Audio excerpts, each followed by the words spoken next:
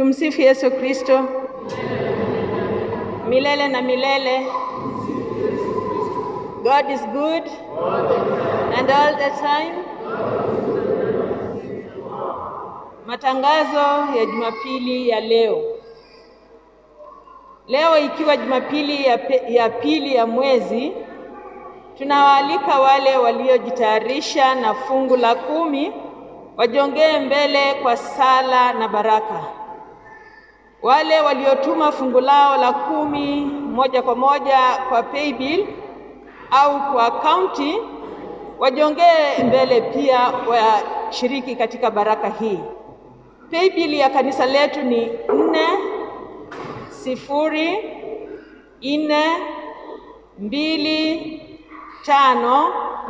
4042525. Kwa hivyo Wakristo, karibuni sana, na kwaya utupe wimbo ufao.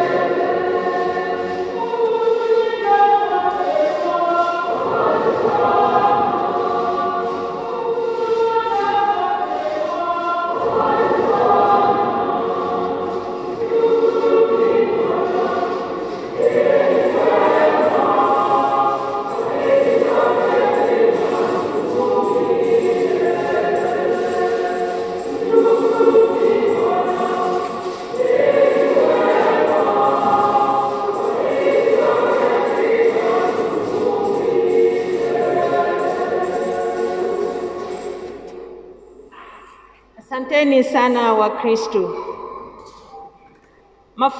Mafunzo ya malezi kwa vijana wa parokia yetu ikiongozwa naye Deacon yatafanyika punde tu baada ya misa hii ya pili.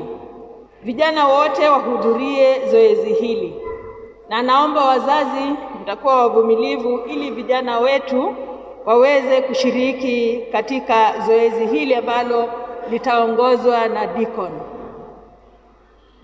Jumamosi ijayo Jumamosi ijayo ya tarehe 19 tutakuwa na recollection ya liturgy group hapa kanisani.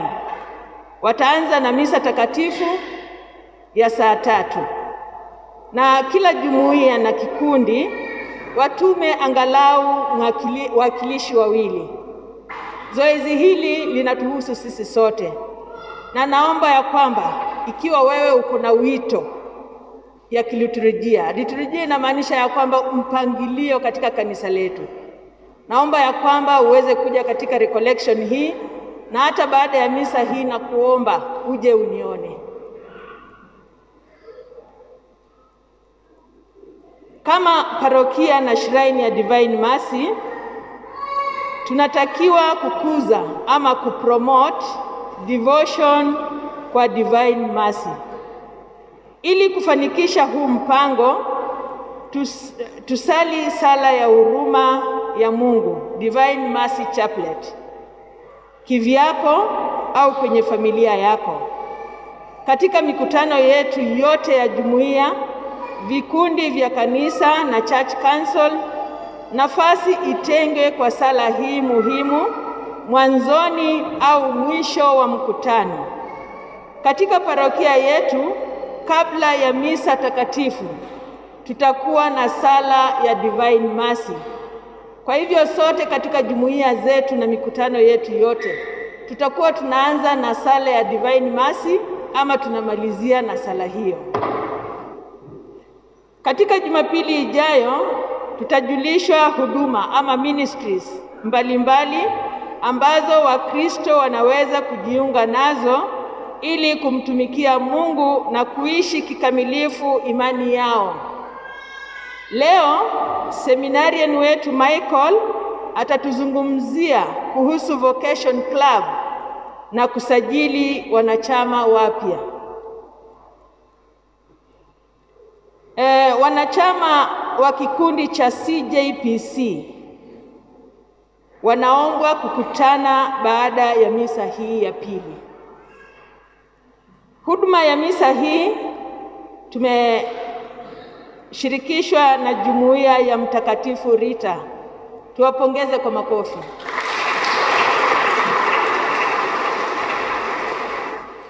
Jumapili ijayo misa ya kwanza itaongozwa na Mtakatifu Peter na Paulo. Misa ya pili ilifaa kuwa wamama wa CWA, lakini CWA itaenda kule Matali kwa ajili ya semina. Kwa hivyo kikundi cha CJPC mtaongoza misa ya pili Jumapili ijayo. Kwa kumalizia, nitamkaribisha Celestine Mwende atupatie ripoti ya income and expenditure ya mwaka uliopita.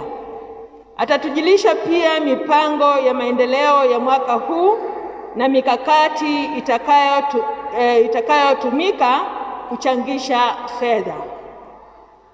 Nikimalizia, ningependa kushukuru Baba Parok, Father Cornelius na wote. Hata Father Cornelius ametosha kwa Baba Paroko.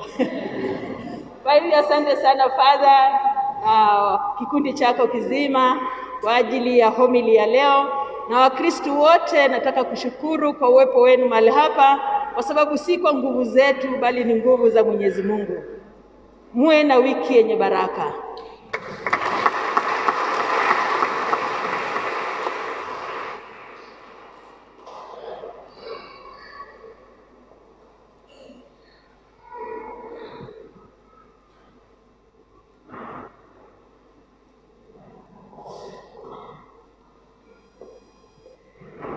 Tumsifu Yesu Kristo. Kama nilivyo introduciwa, as I have been introduced by mwenye ametangulia, I am Celestine Mwende. I will make a presentation on behalf of the Parish Finance Committee on the Sadaka and Zaka collections for the year ended 31st December 2021. We shall proceed by checking on the projection. I hope it gets clearer.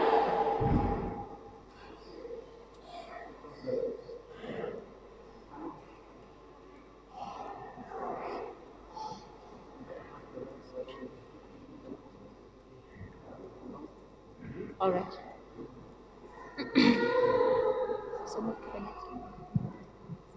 Okay. So at the beginning of the year, we began with a balance of 754,494. In the month of January, we had 5 Sundays or 5 collections, which together with the Zaka collections amounted to 296,170. We expended 17,520 on routine expenditure, which is cleaning, stationery, refreshments, and other general expenses. And the balance of 278,650 is what goes to a fund that would be available for non-routine expenditure.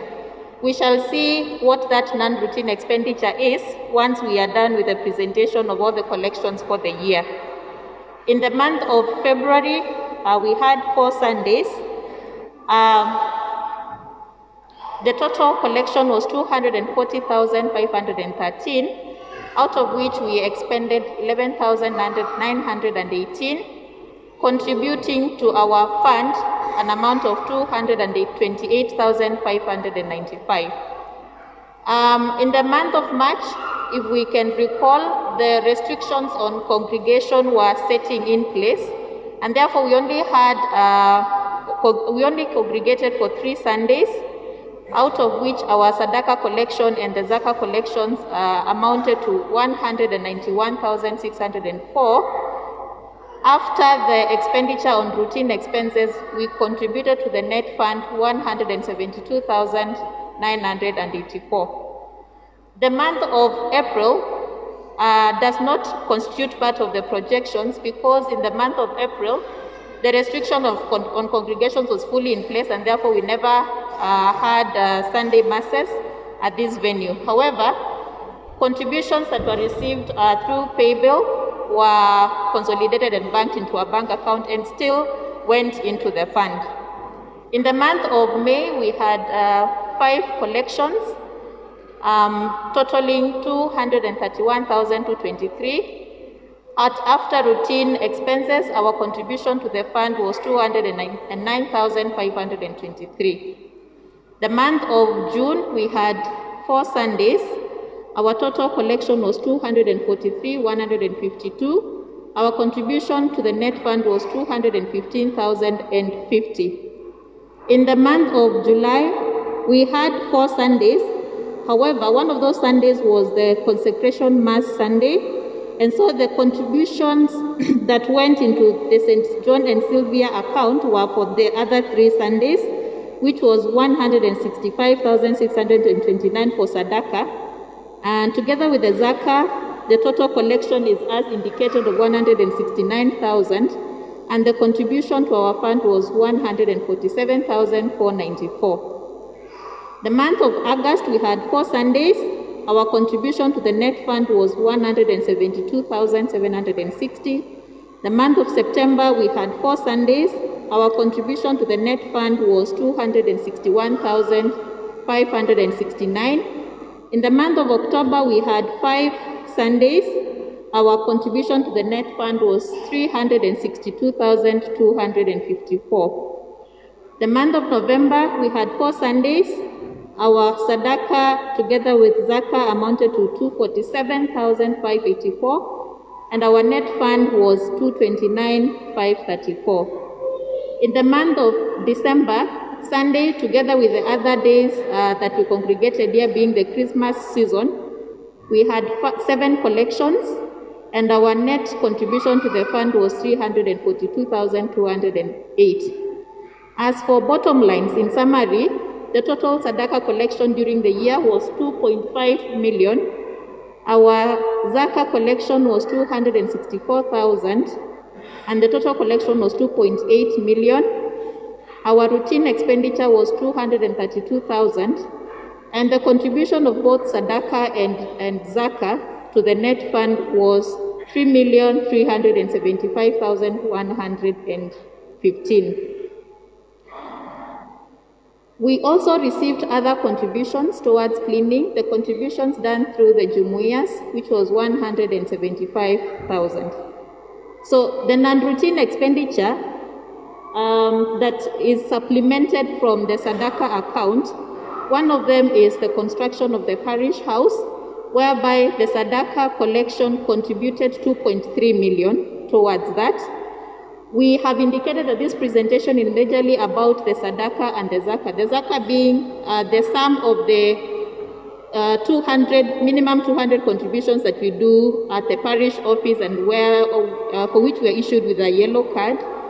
And the tithes were contributed into a consolidated fund at our mother church, the St. Monica Catholic Church. So we obviously know that the parish construction did not take 2.3 million. So it is out of that fund at St. Monica, together with the generous contribution of the parish, that we were able to meet the expenditures towards the parish house. We also had a separate funds drive for the construction of the parish house, and all that went into the fund that was available for the construction of the parish house. However, that is not the subject of presentation for today, because that is a project that is not entirely complete and will be presented in subsequent seasons. Then the other item that was supplemented from the Sadaka account is the consecration event. When we did the presentation of the funds received and utilized for the consecration event, the total expenditure was 4.3 million. Our efforts to raise funds for that event contributed 3 million.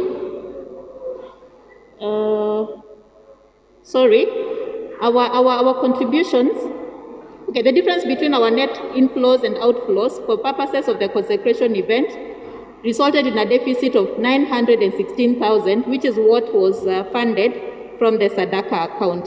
So at the close of the year, the balance that we had in the Sadaka and Zaka fund was 267,275. I have alluded to these notes in the course of the presentation. I think all of them, and therefore I shall not reiterate them. However, at this juncture, I would like to invite Mr. Owaga, who is representing the Development Committee, to take us through what the aspirations of the church are for the year 2022. After his presentation, I'll come back and interject a bit on what we intend to do moving forward. Thank you.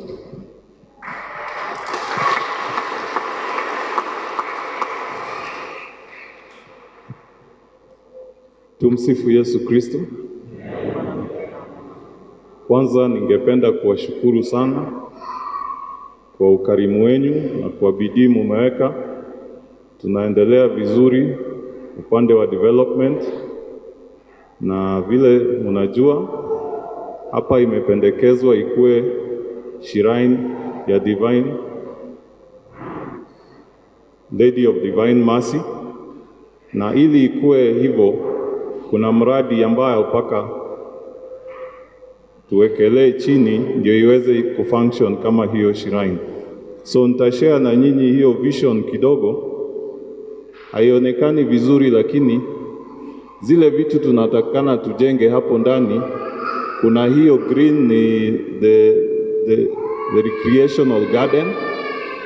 Tuko na mahali hapo tunataka kuweka conference hall. Pia tunahitajika tukue na accommodation ili Wakristo wakikuja pilgrim wanaweza kuwa na mahali wanalala.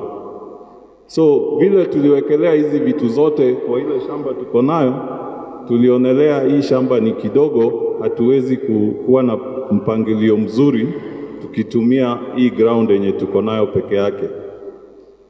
Ikawa kwamba tunahitajika tuongeze hiyo shamba. Kwa hivyo tulisikizana tukiwa na leaders meeting last year kwamba kitu ya kwanza ambayo tutafanya ni tutafute a minimum of additional 2 acres, ndio sasa tunaweza kuanza hii mradi na tuipange kwa njia ambayo inafaa. So kufikia hapo tumekuja na budget ya next year ya development ambayo tutaguzia kidogo. So divide into the 4 quarters of the year. In the first quarter, one of the things zenye tunataka kufanya ni tuongeze hizi benches, pews, ili tuweze kuziweka hapa juu badala hizo plastic chairs tuko nayo hapo. Ya pili, tunataka kujenga Sunday school, 2 classrooms at least. Na chini ya hiyo Sunday school pia tunafikiria tuweke tangi ya maji ambayo tunaweza kutap na to store hii fresh water. Kwa hiyo second quarter ndio tumeweka hiyo budget ya kununua hiyo shamba, na mnaona hiyo ndio budget kubwa ambayo tunayo. So it is the most important project we have this year. Our team in finance will tell you how we are going to go about raising the funds for that. So those are the items we would like to do. Within this year, we are estimating 28. Yeah, about 29 million as our budget. Now, one announcement is when we met yesterday for the housewarming as the men already started dealing with one of these budget items. And so those who are there, we registered and we gave our telephone numbers. So if you are a man here and you are not able to attend, please pass through the office there so that we can register your name and your telephone number so that we can include you in what we are doing so far. I think I'll hand it back now to the treasurer. Thank you.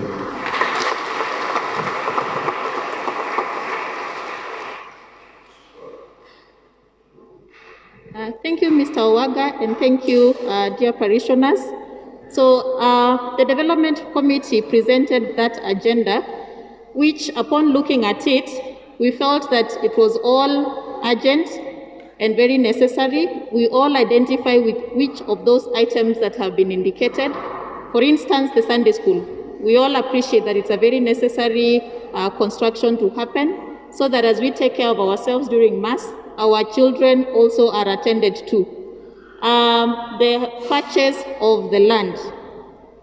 The entire plan depends on that being in place. If we are to have the shrine as envisioned, then that space is very necessary. And before the space is acquired, a lot else that is dependent on it may not progress. So yes, the figure is much, but we believe that by making small strides, by championing the agenda in our circles, by owning this project, and of course with the help of God, it is doable. We urge all of us that the conversation around the agenda of the church continues in our jumuiyas, in our homes. We applaud our men for the resolutions they met yesterday, and thank you very much for the feedback. So we already know that the men will be championing this agenda in the circles where they will be having congregations. We invite that as this conversation continues, that you could brainstorm on ideas and ways in which we could fundraise, but to start us off, on the coming Sunday, which is the 20th, we will invite all of us to make pledges, monetary and also in kind, towards meeting the agenda that has been shared with us. So kindly, this coming Sunday, take the week to think about the project, take your part in it, and let us come 20th, the coming Sunday, be ready to make our pledges. We hope to give you an opportunity to make staggered contributions so that as we move along, we are able to keep tabs on the milestones that we are able to achieve. We will indicate other ideas as we move along, as you share them with us, but some could be, for example, the jumuiyas, when you're making your offertory, depending on what is needed at the parish house and what is needed in terms of the longer term projects, we may invite you to bring items that could go towards the construction. We may also urge all of us that if you have remnant materials arising from constructions that are complete at your homes, that is something that can find use in the construction, say for example, of the classrooms that we intend to commence as soon as we've got an amount that can take us off. I thank you very much for listening to us. We thank you very much because I feel this agenda is owned by each one of us, and we are trusting on your generosity and on the help of God to accomplish it. Thank you very much, and God bless you.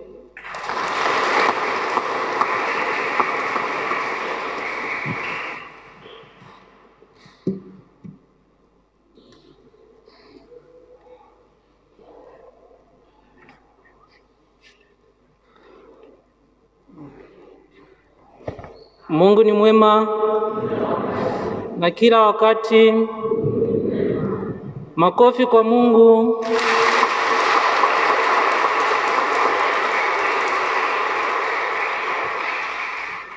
Tunaendeleaje? Mimi pia ninaendelea vizuri sana. Kazi yangu leo ni kidogo sana. Matangazo yangu iko different. So I would wish to thank you all, my dear parents, for giving us the water savers, my young brothers and sisters. So upon looking at the activities of this parish, also the importance of the children of this parish, we thought of transforming this group, the Water Savers, into vocation group or vocation club. Because when you talk of vocation, Water Savers group, we think maybe it's all about saving on the altar. So that's why we want to change it into vocation club, because we don't want to limit the participation of the children in this parish. So we want the children to feel needed. Also, we want the children to feel that they are important to this parish. For you, our dear parents, yes, you have done a lot. We can see the beautiful church, the beautiful building here. So now it is our time as your children to take up where you have ended. So this group, the vocation group, it's not all about those who want to become priests, sisters. No. It is not all about spiritual matters, but also moral matters. So this group will help my dear young brothers and sisters to be the responsible girls and boys. Also, this group will make them to be the true ambassadors of Christ. This group also will help my young brothers and sisters to make new friends. So when you talk of making new friends, yes, I know that they have friends in various schools where they go. But we want also, when they come here, to mingle with their friends. Also, when we talk of responsibility or being responsible, at least we want them to be the responsible boys and girls. I know most of us, we come from homes whereby we have workers, and then we don't have that opportunity to do the house chores. So I want to take this opportunity, at least these my young brothers and sisters, when they come back from schools, so that you give them something to do. Also, this group will help them to acquire the leadership skill. Yes, you are the leaders of today, but these will be the leaders of tomorrow. These are the future of this parish.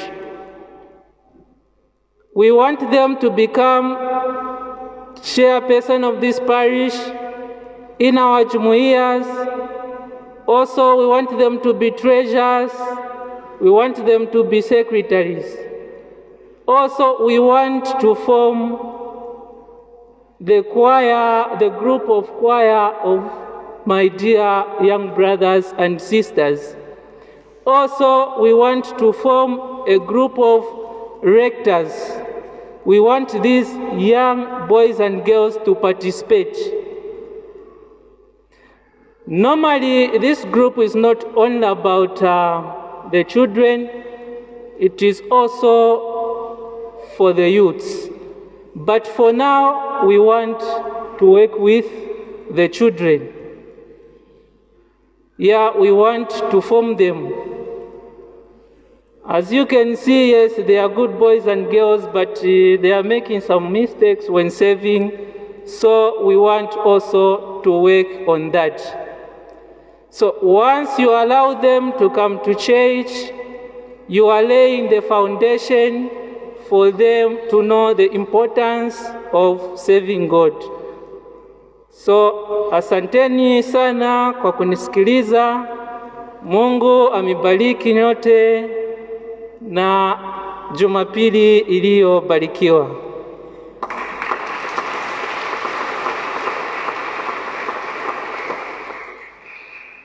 I have forgotten one thing. I think there are parents who are supposed to meet with the catechist Boniface.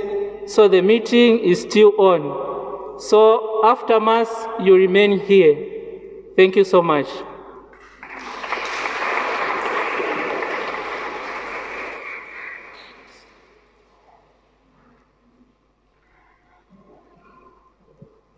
Allow me just to make one comment.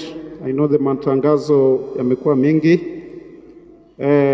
Father Ben went for the Mass in the outstation, and on his behalf and the organizing committee ya housewarming, tunasema asante sana kwa wanaume ambao walijitokeza na wakashiriki jioni hiyo.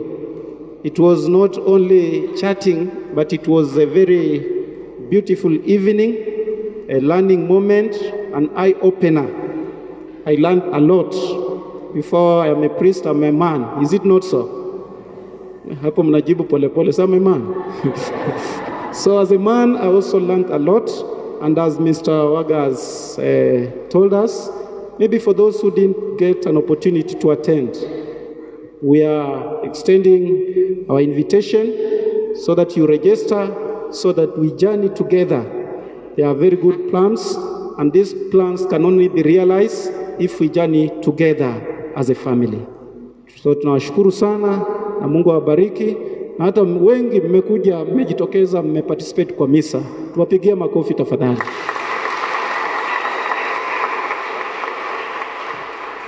Tusimame tupate baraka. Bwana awe nanyi. Tuinamishe vichwa vyetu ili kuomba baraka yake Mwenyezi Mungu. Mungu Mwenyezi awabariki kwa wema wake na kuwamiminia hekima yake iletayo wokovu. Amina. Amen. Na awalishe siku zote kwa mafundisho ya imani na kuwahudumisha katika matendo matakatifu. Amina. Amen. Na azielekeze hatua zenu kwake na kuonyesha njia ya amani na mapendo. Amina. Amen. Na baraka yake Mungu Mwenyezi, Baba na Mwana na Roho Mtakatifu iwashukie na kukaa nanyi daima. Amina.